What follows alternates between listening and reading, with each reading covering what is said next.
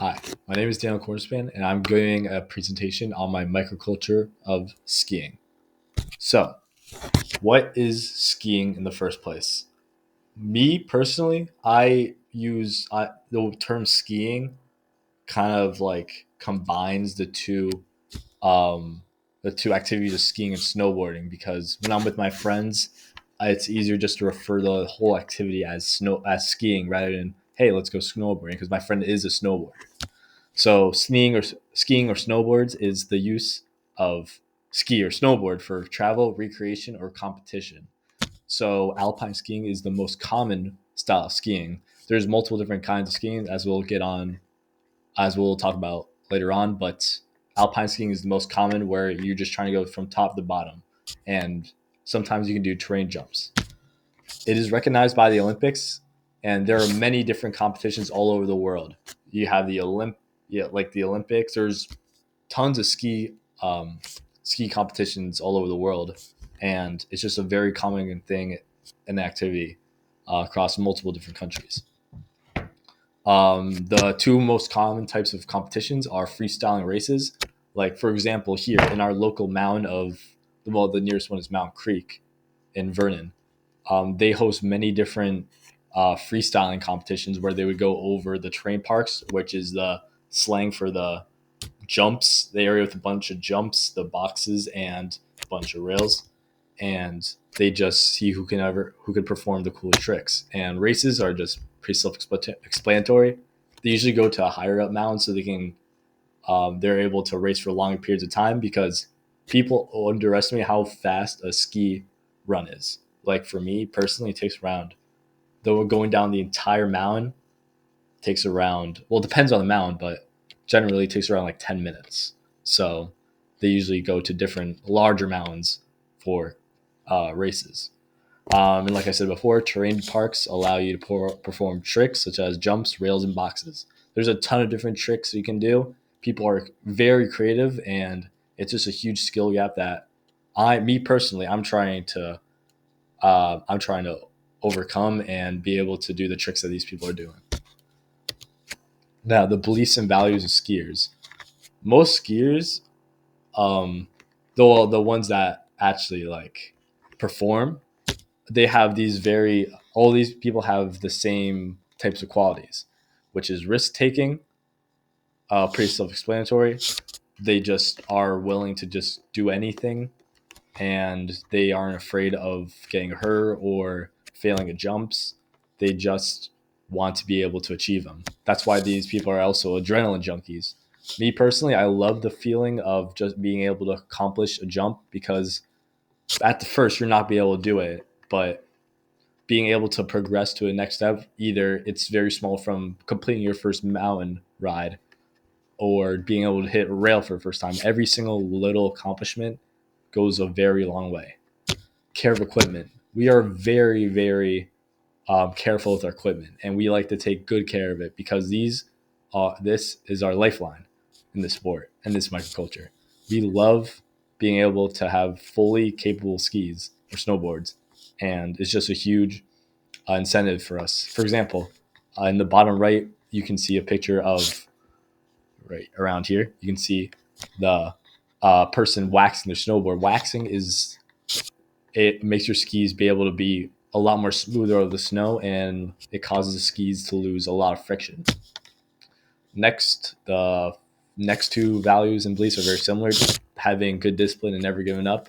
You are going to fail a ton of times, either falling, not going during doing the different methods of skiing, progressing to each step. You're going to fall many times, and being able to just keep going at it is essential. Becoming the next level skier in microculture. Now, our physical characteristics, we are always carrying around our skis. Me personally, during the wintertime, I always keep my ski equipment in my car. No matter when the plan is, I just always keep it in my car because it's just so much more convenient. We always need to carry around our skis, boots, helmet, goggles, poles. Just there's so much equipment that goes with it that it's just way more efficient if we were able to just carry it around. Physically fit, being able to take those jumps and being able to endure just going down a mountain requires you to be a decent level of requires you to have a decent level of physicality, and it's just very difficult on your knees and just on your whole body.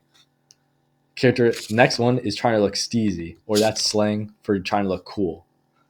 Being cool is like, I know it's kind of corny, kind of cheesy, but um, being able to do all these tricks and being able to do them well, look nice is kind of a huge motivator. And being able to record videos of you doing rails is, sick. And most skiers at that level are trying to accomplish that. Next, attempting everything as possible. I know on my runs with many of the other high level skiers, we try to go for every single trick possible and every single like possible thing we try, every single thing you could possibly do, we try to attempt to go for it. Next is our season pass. Our season passes, every single person has one. There are amazing deals for ski passes at any mountain. I know at the mountain I go to, Mountain Creek, it's around $350 for the whole year, and which is kind of insane because one trip is around $100. Something that's a little concerning to most people at skiers is the cost. And I promise you that although it's kind of an investment, it's so worth it. And I have most of my best memories in my life skiing. A common idea that people have about skiers is that we use poles. Not everyone uses poles. I certainly don't use poles, but I know many people do. It's a choice of the person, and it's not just a common thing. Like this person's photo here uses poles, but not everyone does. Traits. Anyone can ski, no matter how old, what level you are. Anyone can ski. Like for example, we can see this baby skiing, and we can see this old man skiing. Anyone can do it, and it's an activity for all age levels. There's no specific genetic requirement or trait that allows you to ski and doesn't allow you to ski. Next, behaviors and communication. Our skiers, like I used throughout the video, us skiers use many different types of slang. I use some just as steez. Steez is kind of just like a cool factor.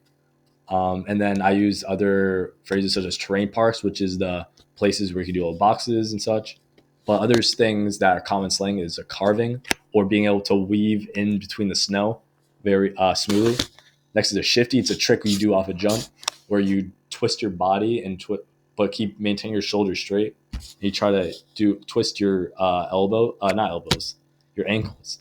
So your skis go one direction, you go the other. A bail, just stopping yourself off a run in case stop it getting dangerous. Now these three are the most common types of trails. You have the green run, which is the easiest. Blue run, it's intermediate, and black diamond run. Sometimes mountains have a double black diamond or something like that, which is the insane mountains where it's super steep, super icy, and it can just be super dangerous. The places where most people learn though are the bunny slopes, where you're on a tiny little hill, and that's where your basics are, where the foundations are secured, and you're able to improve on your skills. Some other smaller terms are moguls, which are small bumps in the snow, and butter, which is another trick you can do with your skis or snowboard. Next, another sign of communication that we do is understanding when to celebrate a trick. When someone messes up a trick, or doesn't do it correctly, even though it might seem correctly, we know when to communicate our praise. It's super important to know when to praise someone on their tricks because they're trying to achieve something, and just praising them on something they didn't want to do is not a good look. Now, next is certain behavior we have is the selection of tricks. I know I said before we go for absolutely everything, but I meant we choose what we do smartly. Like if we know we're not gonna be able to get enough air on a jump to land it safely, we don't go for it. Unless you're, insane adrenaline junkie, which I certainly am not. Next is this reading of certain signs. The signs are used for all types of communications in skiing, whether to know or not if a trail is super icy or it's closed, whether it's super difficult or not. Just having communication of signs and be able to tell what the signs are is essential when you're able to tell where you're going skiing. And next, you can just tell by looking at someone if they're good. I know it may be seem a little, what's the word? It's prejudicial, bias. I don't know. I forgot the word is, but just you can just tell by someone by the way they just simply move around how smooth and efficient they are. You can just tell, and just having this being able to tell is just a huge behavior that most skiers have. Next, I'm going to go over the culture of skiing. History. The roots of skiing have been around for 5,000 years in Scandinavia, with the word ski coming from Norse language. I know that there was a story during World War II about people in, I think it was Sweden, fighting off the USSR, and they were, I mean, it might have been, this is around the era of the World War II, and they were just able to outmaneuver the Russian soldiers through skis, and I think that's just insane. Um, Another fun fact in history is that skiers use one pole. Now it's most common use two, and the one pole trait has um, became more popular in 1746, and then in the old ages, skis are used to be waxed with animal fat, which I don't know. They definitely don't do now, but I know some people still do. Next are the fun fact is the two different signs of types of skiing, which is Nordic and telemark. So the difference between Nordic and telemark skiing is that Nordic skiing is, well, other name for Nordic skiing is cross country skiing. It's where they use something called a free heel binding. It's something specific with their boots, and they use it to glide across flat or rolling terrain. And technique and endurance is super essential when trying to attempt North skiing because it cross country you're moving long distances. And the next is telemark skiing, and it's just a super weird and awkward Nordic type style, and it's like a lunge motion, and with your skis while maneuvering around the snow, and it's just way more. It requires a lot more agility than regular alpine skiing. And then there's two different types of skis specifically. Well, you can get twin tipped or regular. Twin tip is required in order for you to go backwards. So if you're going out and trying out to get skis and going to buy skis, I recommend getting the twin tip because it allows you to do skills in the future.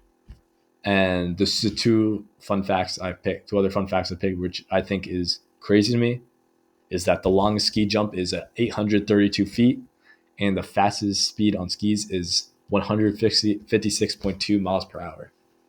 These are historic moments that I don't think that are very unlikely to ever be topped. And just being able to move 156 miles per hour on skis is insane.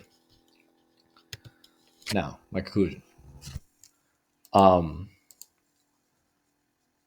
Skiing fosters a strong sense of community and adventure, bringing together individuals who share a love for outdoors, a passion for personal growth, and a commitment to both competition on the slope. Skiing requires nature, resilience, and excitement. And in order to be really, really good at skiing, exceptional in this microculture, you be able to push your limits, but most importantly, just have fun. Skiing, you shouldn't pressure yourself skiing. Skiing, if you pressure yourself, you're going to mess up a lot more than you already do. It's just the whole trip of being able to learn and experience is just the whole package for me. I love doing this. It's impacted my life so much, and yeah, that's just my multiculture, microculture. Sorry, thank you.